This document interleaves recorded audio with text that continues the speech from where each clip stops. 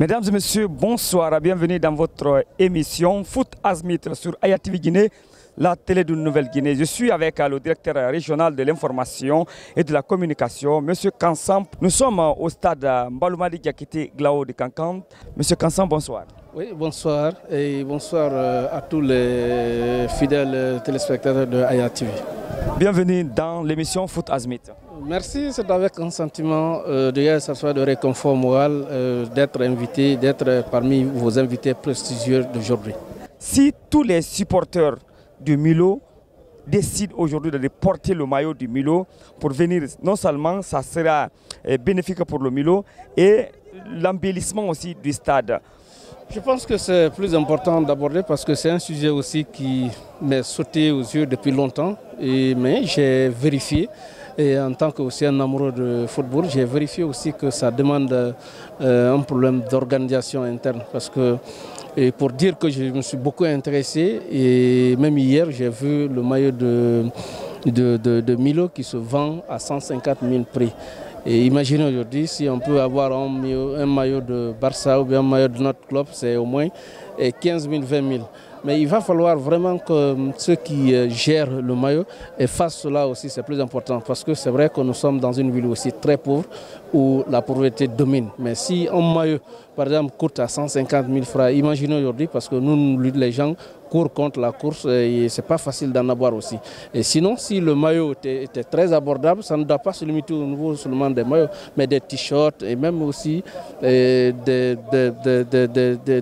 petits équipements. Et vraiment, ça peut faire vraiment la beauté du maillot. Mais c'est un problème d'organisation qui se trouve à l'interne, parce qu'il faut avoir le courage de le dire. Si le maillot se trouve dans la main d'un excellent manager aujourd'hui, je ne dis pas de l'autre la main, qui organise aussi dans ce cadre-là, c'est plus important. C'est-à-dire vous confectionnez des maillots aussi plus simples et qui est entre peut-être 10 000, même 15 000, ça pourrait être très abordable. Et aussi les t-shirts, les gens qui n'ont pas aussi de moyens, même les t-shirts, tous les frais, vous pouvez faire à 5 000 francs.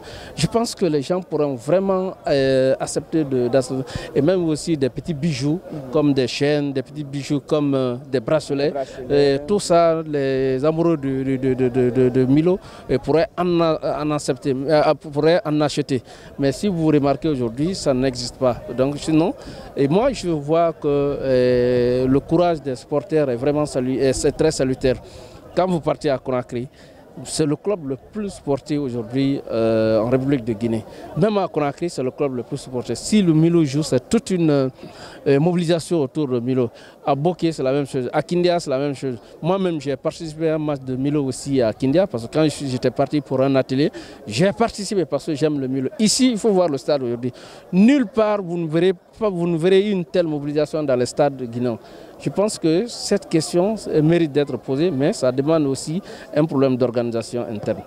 Problème d'organisation interne. Voyons, on connaît déjà l'image ou l'ossature de cette formation du Milo, puisque l'année passée, le Milo a été sacré champion de Guinée. C'est la première fois dans la région de la Haute-Guinée qu'un club est sacré champion de Guinée. Et on ne parle pas de l'intérêt parce que le Felo Stade de l'Abbé a été champion de Guinée plusieurs années. Aujourd'hui, c'est le tour du Milo. Mais est-ce que le Milo qu'on a l'habitude de voir l'année passée, c'est le même Milo? Comment vous trouvez cette équipe de Milo cette année?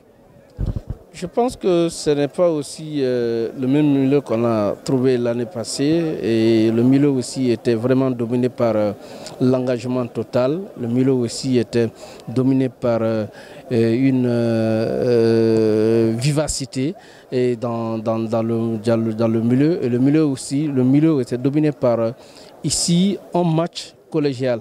Et aujourd'hui, quand vous prenez par exemple l'ossature du Milo, nous voyons déjà que le Milo n'est pas tellement animé et les deux flancs aussi qui se trouvent au milieu ne sont pas vraiment animés. Donc ça cause assez de problèmes.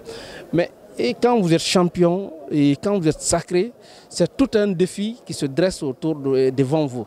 Parce que tout le monde veut prouver que franchement, vous n'avez pas mérité ce trophée. Ouais. Donc même les petits clubs qui ne méritent rien, même les petits clubs qui ne valent rien, vont se mesurer vraiment pour vous faire humilier. C'est ce que le Milo est en train de subir aujourd'hui. Sinon, l'année passée, quand le Milo n'était pas aussi champion, nous avons vu le Milo humilier tous les grands clubs.